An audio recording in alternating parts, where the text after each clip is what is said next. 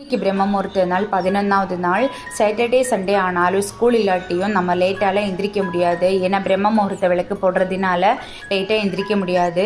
இருந்தாலும் ஒரு விதத்தில் இது நல்லது தான். ஏன்னா அந்த 4 o'clock எந்திரிச்சு சமையல் பண்ணுறது, எல்லா வேலையும் சாமி கும்பிடுறது செய்கிறது, அது ஒரு பாசிட்டிவ் எனர்ஜியாக இருக்குது. இன்றைக்கும் போல இல்லை, இன்றைக்கி என்னமோ தெரியல, ரொம்ப பசி. அதனால் ப்ரெட் எடுத்து நெய் போட்டு சாப்பிட்டாச்சு.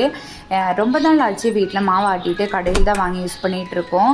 ஏன்னா கிரைண்டர் ரிப்பேராக இருந்துச்சு. அதனால் கிரைண்டர் சரி பண்ணி கொண்டு வந்ததுக்கப்புறம் இன்றைக்கி அதை மாவாட்டி வச்சுருவோம். ஏன்னா நாளைக்கு சண்டே நமக்கு யூஸ் பண்ணிக்கலாம் அப்படின்னு சொல்லிட்டு மாவாட்டை போட்டிருந்தோம். காலையிலே 6 மணிக்கெல்லாம் மாவு போட்டாச்சு. மாவாட்டுற நேரத்துக்குள்ளேயே டீ குடித்து ஸ்நாக்ஸும் சாப்பிட்டாச்சு. அப்படியே என்ன டிஃபன் செய்யலாம் அப்படின்னு யோசிச்சுட்டு இருக்கும்போது தான் இன்றைக்கி பாப்பா வீட்டில் இருக்கே, அப்படியே ஃப்ரைட் ரைஸ் செய்யலாம் அப்படின்னு சொல்லிட்டு அந்த ஃப்ரைட் ரைஸுக்குள்ளே எல்லாமே ரெடி பண்ணி வச்சாச்சு.